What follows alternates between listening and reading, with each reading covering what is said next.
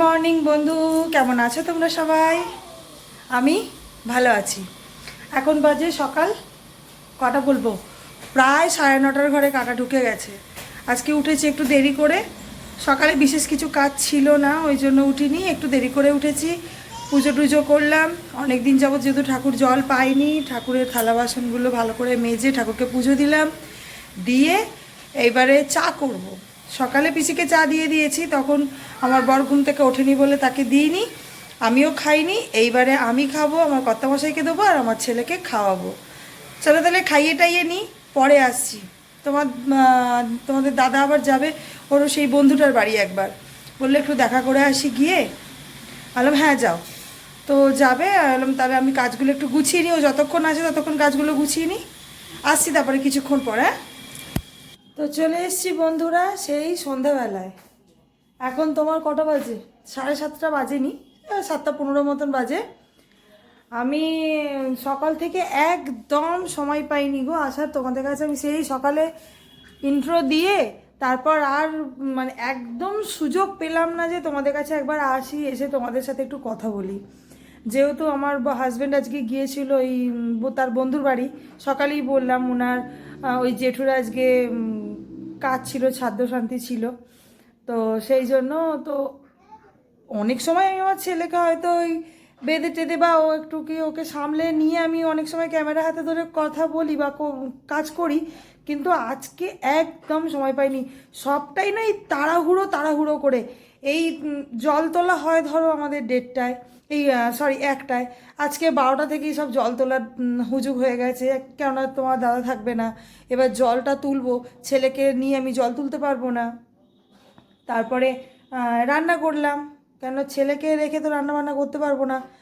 সেই রান্নাগুলো আমার রান্না হলো একটু। আজকে বিশেষ কিছু রান্না করিনি, আজকে আমি ভাতে ভাত খেয়েছি আর একটা ডিম নিয়ে এসেছিলাম, পোচ করেছি। বেকার মিথ্যে কথা বলে ভিডিওটাকে এত বড় করে তো কোনো লাভ নেই, ওতে আর কি লাভ আছে বলো না? এমনিতেও ভিউ হয় না, অমনিতেও হবে না। তো এই সন্ধেবেলায় তোমাদের কাছে এলাম, যতটুকু আমি আমার সুযোগ সুবিধা বুঝে তুলতে পারি ততটুকুই তোমাদের আমি দেখাই। তো এই সবে তোমার দাদা মুদিখানা নিয়ে এলো, আর সেগুলো এখনও ঢালাঢালি করিনি, আর ঢালাঢালি করবো। বললাম দাঁড়াও তুমি একটু বসো ছেলের কাছে, আমি একটু এগুলো মানে কাজগুলো করব, তার আগে বন্ধুদের কাছে একবার আসি। কখন এসছি, কখন সেই সকালবেলা তোমাদের কাছে এসেছি। আমার নিজেরও কেমন একটা লাগছে জানো, যে একবারও আসতে পারছি না। সকাল থেকে ভাবছি এই ফোনটা, ভেবেছিলাম দুপুরবেলা একবার আসবো। এবার এই ফোনটা নিয়ে যে ছেলে যেহেতু ঘুমোচ্ছে, এবার কথা বলবো তো ও উঠে পড়বে, ওই জন্য আমি আর দুপুরবেলাতেও তোমাদের কাছে আসতে পারিনি। সেই সন্ধ্যেবেলায় তোমাদের কাছে আমি আবার এলাম। আজকে রান্না করব কি দেখি, এখনও কিছু ভাবনা চিন্তা করিনি কি রান্না করব। মোটামুটি আর এই জায়গাটায় বেসিন বসানোর প্ল্যান হচ্ছে জানো। এইগুলো আমার হাঁড়ি মোছা, এই গ্যাস ট্যাস মোছা, এইসব মোছা, এই জায়গাটা বেসিন বসানোর প্ল্যান হচ্ছে। তো আমাদের যে মিস্ত্রি কাকা কাজ করে তাকে বলা হয়েছে, সে বলেছে ঠিক আছে ওই বেসিন আনছি, হয়তো আনতে গেছেও। চলো তাহলে, সে কাকা এলে আবার একটু হয়তো ব্যস্ত হয়ে পড়বো, মানে একটু দেখাশোনা। মানে যেহেতু আমাদের মেয়েদের এইটা হচ্ছে একটা অফিস ঘর, আমাদের এই 24 ঘন্টার মধ্যে অর্ধেক ঘন্টা আমাদের এই রান্নাঘরেই কেটে যায়। এবার বেসিনটা কোথায় বসাবে সুবিধা হবে, রান্নাঘরটায় কীভাবে গোছালে সুবিধা হবে, এটা বাড়ির কর্তারা বলতে পারে না, একমাত্র বাড়ির এই বউরাই বলতে পারে। তো সেই জন্য ওখানে আমাকে একটু থাকতে হবে প্রেজেন্ট। তো চলো, তোমরা হয়তো ঘড়িটা দেখে ভাববে, ঘড়িটা বললাম তো আমি কটা, 7:25, 7:30 বাজেনি, ঘড়িটা আমার বন্ধ হয়ে গেছে, ঘড়িটাকে পাল্টাতে হবে। মোটামুটি এ দেহ বোধহয় রাখছে, অনেককাল আগেকার ঘড়ি, কিন্তু হঠাৎ করে দেখি এই ঘড়িটা দেহ রাখছে। একে বিক্রমপুরে পাঠাতে হবে, আর নইলে ছাটাই পাটাই করে একটা নতুন কিছু আনতে হবে। এটা হচ্ছে তোমার দাদার ঠাকমার আমলের ঘড়ি, এখনও সার্ভিস দিচ্ছে, এখনও সময় দিচ্ছে আমাদের। আর ও বলছে আমি আর সময় দিতে পারবো না, অন্য কাউকে নিয়ে আসো, নইলে আমাকে এবার রিটায়ার করো। তো ঘড়িটা বন্ধ হয়ে গেছে, ঘড়িটা দেখি বন্ধ হয়ে গেছে, ওটাকে কি বন্ধ ঘড়ি রাখতে নেই বাড়িতে, ওটাকে ব্যবস্থা করব। আজকে দাদা তো সময়ই পেলো না, নইলে তো ও করেই ফেলতো। চলো দেখাই কী কী আসছে, এই যে এখানে জিনিসপত্র রয়েছে। আমি একদম না মাসের মাল তুলি না, আমি আমার এক সপ্তাহের মতন মাল তুলি।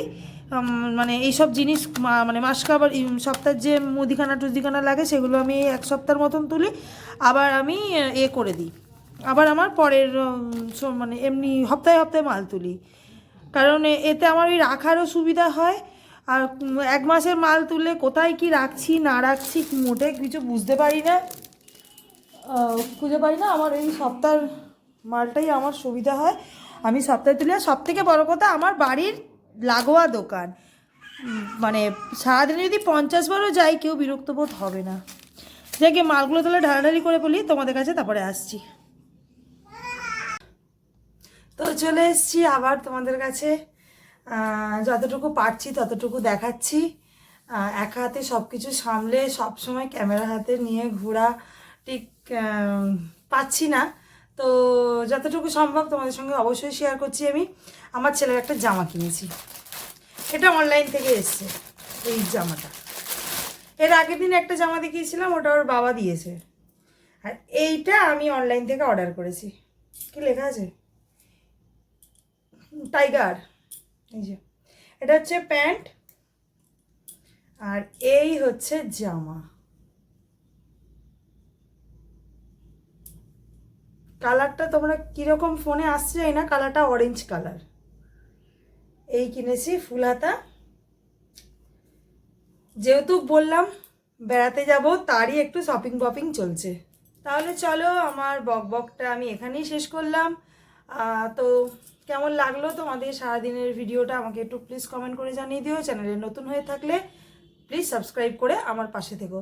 তাহলে আজকের মতন ভিডিওটা আমি এখানেই শেষ করছি। তাহলে টাটা, ভালো থাকবে।